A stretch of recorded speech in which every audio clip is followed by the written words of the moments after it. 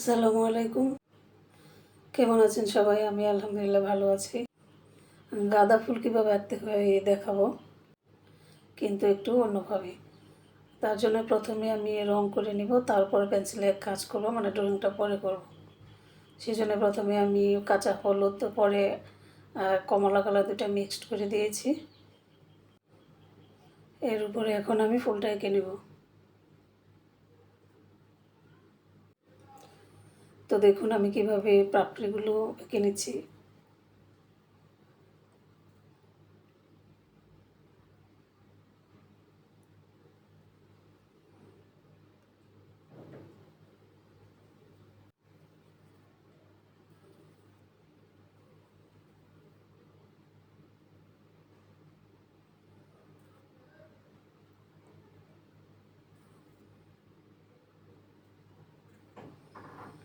তো ফুল আঁকা শেষ।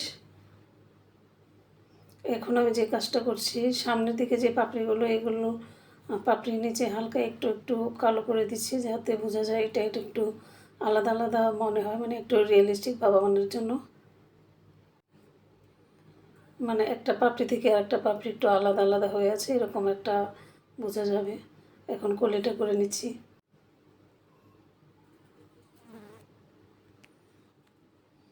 সেমভাবে আমি গাছের পাতাটা গাঁদা ফুলের পাতাগুলো আমি আগে রং করে নিব, তারপর পেন্সিল দিয়ে এঁকে নেব।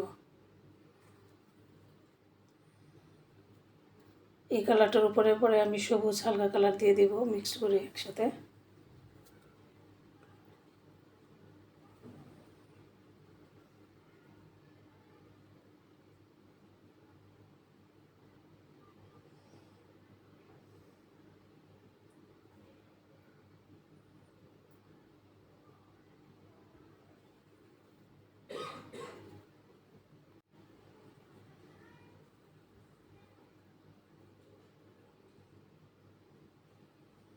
পাতার শিরাগুলো আমি কিভাবে দিচ্ছি দেখেন, আমি হালকা একটু বাইরের দিকে বের করে দিচ্ছি শিরাগুলো, পরে এটার উপরে একটু কাজ করব।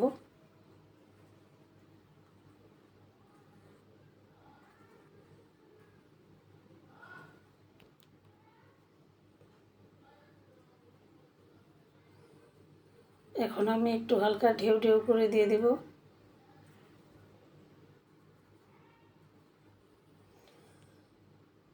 তো কেমন হয়েছে জানাবেন। ভালো থাকবেন সবাই। আল্লাহ হাফেজ।